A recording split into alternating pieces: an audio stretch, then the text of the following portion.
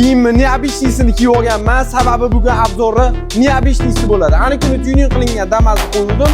100 mingtadan ko'p like bosibdi. Sparkchi akalar bormi? 100 mingtadan bitta o'tkazib beringlar. Men sizlarga O'zbekistonda bir dona bo'lgan Spark obzorini boshladim. Ket.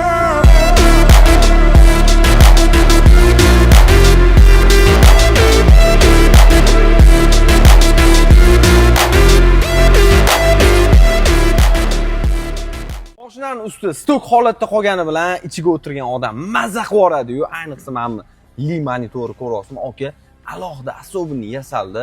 Hammasi ishlaydi, hamma funksiyalarni ishlatib qo'yganmiz, aka.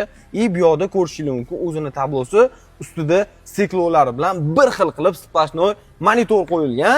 Ko'rishingiz mumkin, Mercedes Deflector, Mercedes 212 soat, Eco printlari ham salonga moslab turib tilla va qora kombinatsiyada qilingan. Ko'pchilik aytishi mumkin, nimaga ikki xil rang qildingiz deb. Men buni Mainstream tuningdan ilhomlanib qildim va bu narsa menga juda ham yoqdi. Patologlarini alkantara qilib, unga zvyozdiy qilganmiz.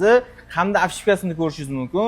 Afshipkalarini ham o'rtachasini zvyozdiy qilganmiz. Bunaqasi faqat Rolls-Royce Spectre'da mana mashinamda bor. Bu mashinada har bitta detalga alohida mehr berilgan. Включатель knopkalarni ko'rishingiz mumkin. Tilla qoplama bilan qoplangan. Oyna ko'taradigan deflektorlar, hattoki avaninka va rulli knopkalari ham tilla qoplama bilan qoplangan. E'tibor bergan bo'lsanglar, mashinada deyarli plastmassa detal qolmagan. Luxury mashinalarga o'xshab, hamma joyi koja va alkantarada qilingan. Obshivkalari, torpedkalari, choklarni qarang, aka. Ayniqsa chokidagi figuralari, hattoki sidenani remellarigacha esdan chiqarmaganmiz.